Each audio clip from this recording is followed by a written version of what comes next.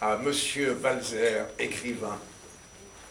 C'est ainsi que sont libellées des lettres qui me sont adressées, comme si certaines personnes qui se soucient de moi voulaient me rappeler que je suis écrivain.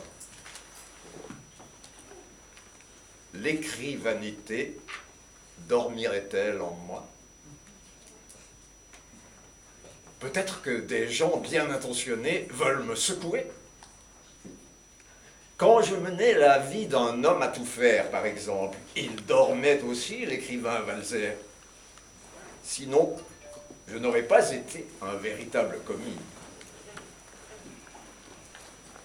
Pour écrire Les Enfantanères, il a fallu attendre, ce qui, bien sûr, s'est fait sans que je m'en aperçoive.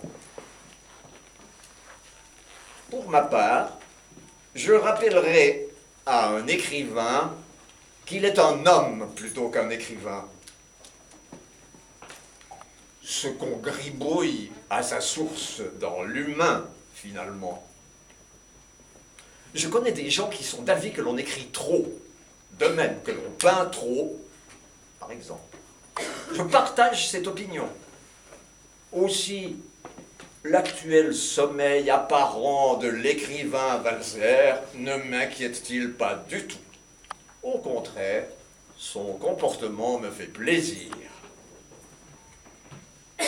Quand j'exerçais réellement les fonctions d'un homme à tout faire, me doutais-je seulement qu'un roman du réel pourrait sortir de ce fragment de vie?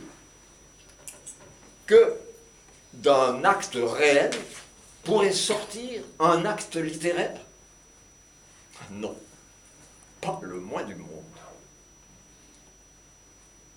Walzer vivait déjà, dormait déjà, écrivait déjà, fort peu il est vrai, mais comme il s'abandonnait à la vie sans s'y intéresser, c'est-à-dire sans se soucier de gribouiller, ou disons sans rien écrire encore, il écrivit son homme à tout faire des années plus tard, après coup donc. Il ne mourrait pas du désir inassouvi de publier un livre, car enfin, tout ce que l'écrivain Walzer a écrit après coup, il a dû le vivre avant. Un homme qui ne gribouille pas peut-il seulement boire son café le matin? Un tel homme ose à peine respirer. Et avec ça, Walzer va chaque jour se promener une petite heure au lieu d'écrire tout son sou. Dans sa spontanéité naturelle, il trouve même des prétextes pour aider les serveuses à mettre la table.